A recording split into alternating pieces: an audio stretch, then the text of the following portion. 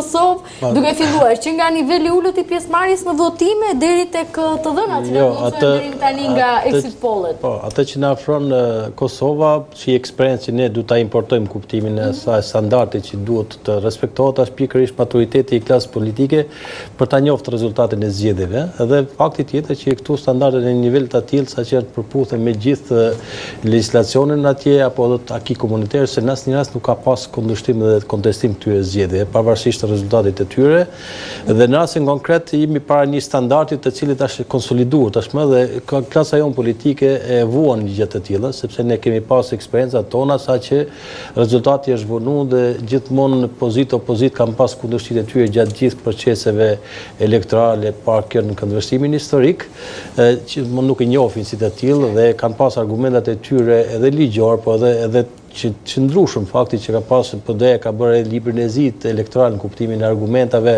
kundër atij rezultati dhe manipulimeve që janë bërë përmes përmes patronazhisë, përmes përdorimit të buxhetit për qëllime elektorale etj.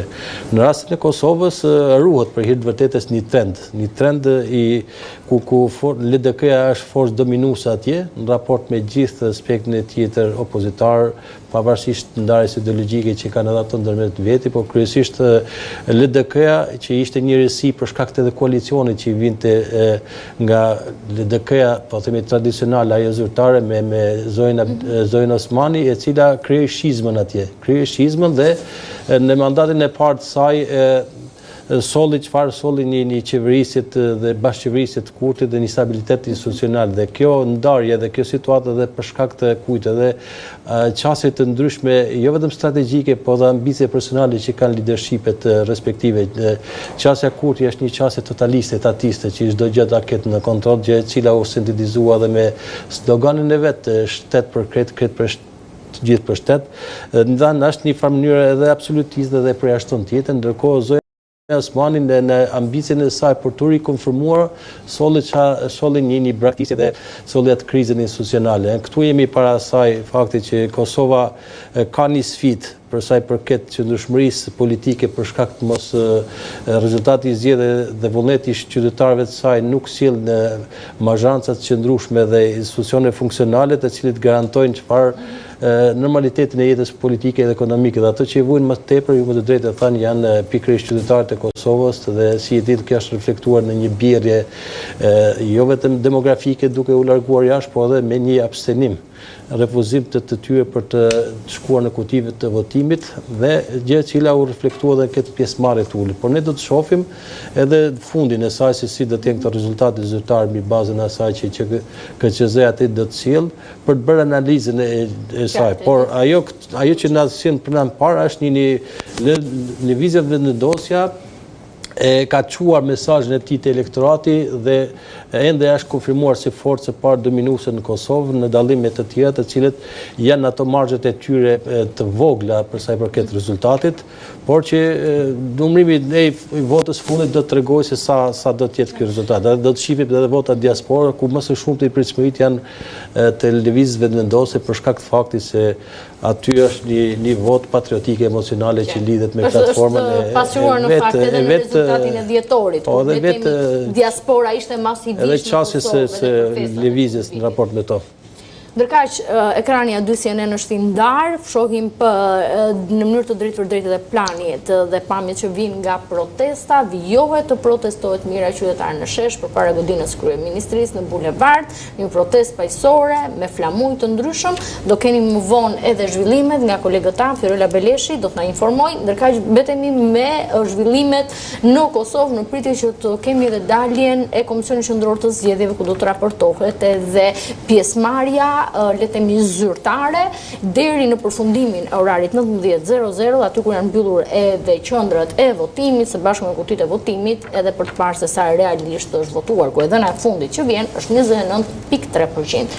Evarist, proces votimi për të marrë shembull, exit pollet reflektojnë këto shifra, një krizë politike që Albin Kurtin pakën exit pollet e nxjerrin sërish fort fituese. Si duhet kuptuar kjo? Do me thënë duket sikur pesha e krizës politike mbie tek partitë opozitare dhe jo tek Kurti, kështu duhet parë? Është një fitore që për mua del në plan dytë në këtë moment ku gjendet Kosova. E rëndësishme për Kosovën, mendoj unë, pas atij zhgënjimit që ata patën me elitat politike dhe ku pante zoti Kurti një farë shpëtimtari, se kështu erdhi me këtë tezën, erdhi një herë do na bashkonte, e ka harruar bashkimin tash dhe po merret me gjëra tjera. Megjithatë, të çosh vendin kaq shpesh në zgjedhje, përgjegjësia kryesore mbi të. Janë kosto të mëdha mbi buxhetin e shtetit, të bësh një palë zgjedhje, që disa milionë euro i rëndon Po, mund ta nxjerrim shifrën edhe një herë dhe ta analizojmë pra sa zgjedhje kanë bërë, sa i rëndon buxhetit. Zhvillimi i zgjedhjeve. Po, një vend i varfër, nga vendet më të varfra të Evropës. Pse duhet të shkojë në zgjedhje her pas here për çfarë? Për tekat e këtyre politikanëve. Pse nuk gjejnë? Shiko, politika është arti i mundshme, është thënë, është kompromis. Ai është arti. Pra gjej lëshok këtu të riq atje. Po se është mentaliteti i mbrapsht. Duhet kaq shumë pushtet? Është mentalitet i mbrapsht i politikanëve, është kulturë e mangët, është ego e panevojshme në këto momente ku gjendet Kosova, siç e theksuam. Është një moment shumë i rëndësishëm sepse pas, domethënë, asaj pjesës ose post luftës, po e quaj, pas luftës Kosovës, ajo fazat e konsolidimit të shtetit, ka hyrë në një fazë tjetër, fazë shumë të rëndësishme, pra dhe duhet hequr dorë nga e shkuara në kuptimin që ne të ngelemi peng e së shkuarës, pra duhet të shikojmë dhe përpara. Jo të ngelemi vetëm mbrapa lufta. Edhe krijojmë edhe ato mitet që ne shqiptarët e kemi vuajtur në historinë tonë, ca mite, që na ndonjëherë egzagjerojnë më shumë se ç'duhet, edhe kthehen në terreme pastaj. Se lufta është e rëndësishme, po jo ta kthejmë luftën, të themi vetëm ne kemi luftuar, po çfarë bën sot, le çfarë bëre dje. Dje kanë luftuar, i dim dorën gjithë general, dorën gjithë kush të dalin më parë të marrin meritat, ndërkohë që Kosova sot s'ka nevojë më për të numëruar generalët, ka nevojë të bëjë shtet, të bëjë ushtri, të bëjë institucione, të marrë ato fondet dhe të konsolidojë, dhe të njihet më shumë, dhe të ecë në procesin e shtetëndërtimit, dhe të antarësimit në institucionet jo vetëm evropiane, po dhe përtej, OKB e tjera me radhë. Ndërkohë çfarë bëjnë këta? Ja ku është sinjali i parë pra. Zhgënjimi të njerëzit, sepse demokracitë vdesin kur nuk votohet, thuhet, por ama dobësohen kur njerëzit nuk marrin më pjesë. Siç vuajmë ne këtu në vendin tonë, që do ndalemi më pas, pra dhe që po kërkojmë forma të reja përfaqësimi, e njëjta gjë edhe atje, pra ka një zhgënjim dhe atje me sa duket me klasën politike, se ne patëm zgjedhjet lokale dhe ne neglizhuam. Ne këtu kemi neglizhuar, se këtu kemi fol, po duan ta neglizhojnë diçka, thonë, se s'ka gjë. Ndërkohë ai është sinjal shumë i qartë për klasën politike. Kur njerëzit nuk shkojnë të votojnë, është sinjal shumë i rëndësishëm dhe duhet analizuar pse nuk shkojnë. Po me sa duket i trembi në lonjatët sidomos. Por unë them këtë, sot në vend që ne të fokusohemi dhe është shumë e lehtë na ndonjëherë ta fitosh luftën dhe me ndihmën për fatin tonë të mirë pas 100 ca vitesh, Europa dhe bota na ndihmoi në kauzën tonë të drejtë për liri. Ndërkohë, të humbasësh paqen është dramatike, thëmë. Është dramatike për historinë tonë, për ato vuajtje, për atë gjak të derdhur në breza, për liri. Albin Kurti e ka ndërtuar luftën e tij politike në 12-13 vitet e fundit në kundër asociacionit. Marrëveshje që u bërë fillim nga zoti Thaçi, kur ishte kryeministër, me zotin Dačić, dhe më pastaj zoti Mustafa, kur ishte kryeministër, Isa Mustafa, dhe karta antikorrupsionit. Këto ishin dy kartat kryesore të tij.